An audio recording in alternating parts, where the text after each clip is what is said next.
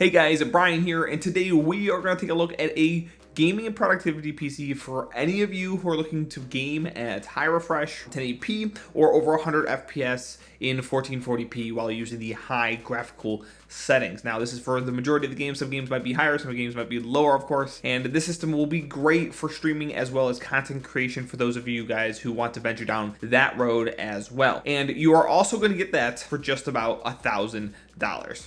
Let's take a look right after this. If you want to save some money on your next game or software purchase, head on over to mmorc.com where you can find them at heavily discounted prices.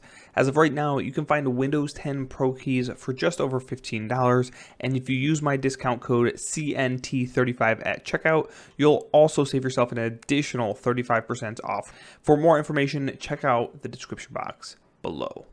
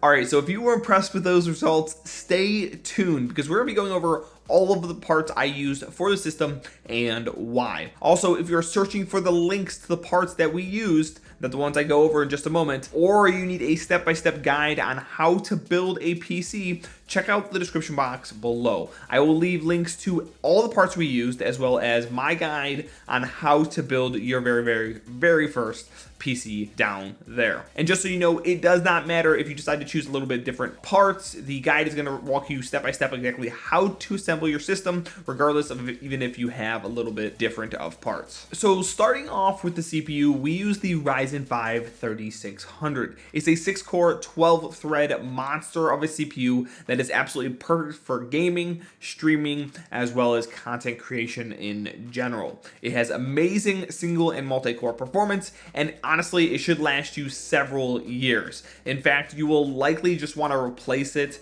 because you haven't built a PC in a while before it actually gets to a point where you would need to replace it. To cool it, I chose the Cooler Master Hyper 212 Black Edition. It's a great budget aftermarket cooler, especially for this chip, and it performs great, it looks great, and is nearly silent even while the system is under heavy load. For the motherboard, we use the ASRock B550M Pro 4. I used this in my last build, the $800 build I did a few weeks ago, and this guy is absolutely great for the price. It has an MSRP of $115, and for the Ryzen 5 3600, this board will be absolutely great. What's also nice is that if you decide you do want to upgrade to like a 4th generation Ryzen 8, 12, or 16 core chip, you can, and you should be perfectly fine to do so as long as you don't plan on doing like heavy overclocking. As for the memory kits, we used a 16GB kit of HyperX Fury 3200 MHz cast latency 16 memory. It's a great mix between price and like added performance, and of course 16GB is great for gaming,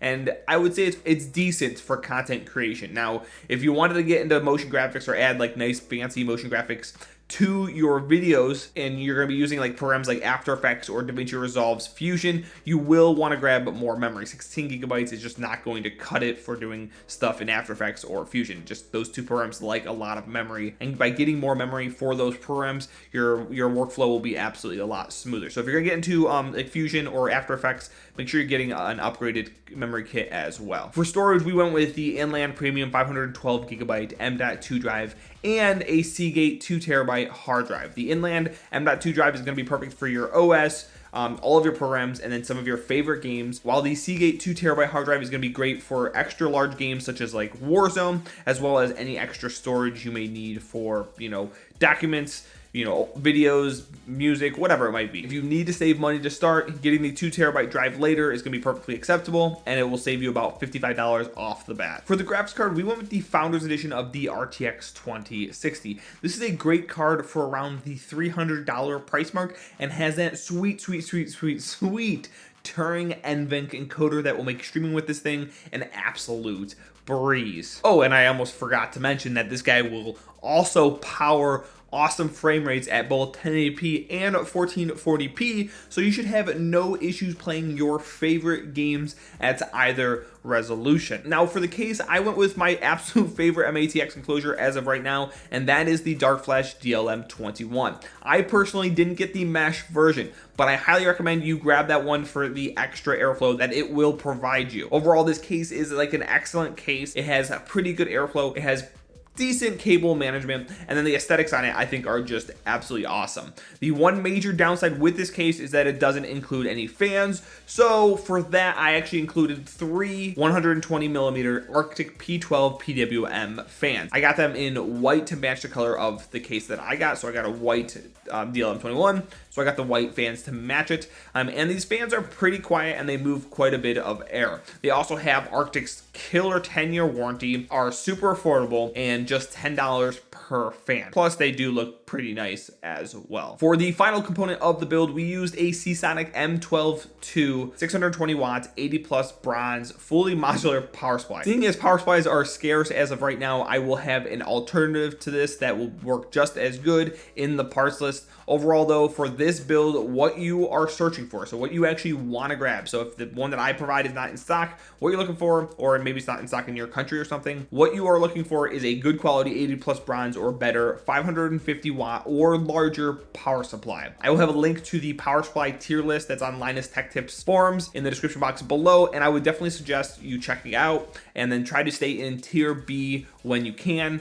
But absolutely never go below tier C. If you have to go to tier C, okay, but try to get something in tier B. It just really depends on what's available in your area, because again, power supplies are very scarce as of right now. All right, so as we saw in the benchmarks, the system, it keeps pretty cool, is rather quiet, and it's pretty good for 1080p and 1440p gaming with over 100 FPS at high settings. It is also a great productivity machine, as it was easy to use for content creation and streaming with little to no issues. Actually, in streaming, we had 0 drop frames in both of the games that I tested.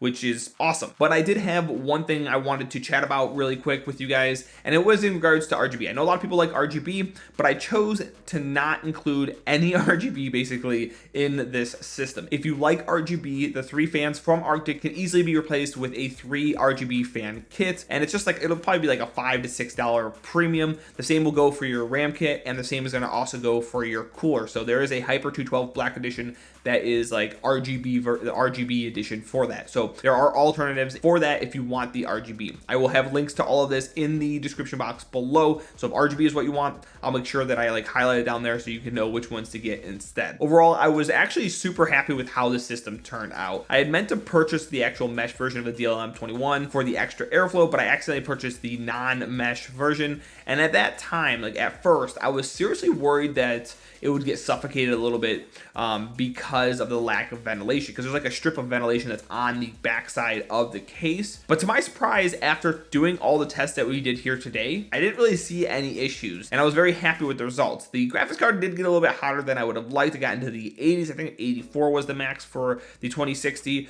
which is kind of hot for that card. I usually sit around like 75 to 80 is usually when I've had it in other systems, but other than that, everything else was pretty good. And so let me know what you guys think of the build and what type of system you guys would like to see next. Also, let me know what you think about the set, I guess you could call it. I actually moved my desk from that corner of the room to this one. I felt like it would give us a little bit different angle, and I feel like it would help us a little bit better. But anyway, if you guys like this video, please give me a thumbs up and consider subscribing for more tech content just like this. Thanks so much for watching, and I'll see you guys in the next one.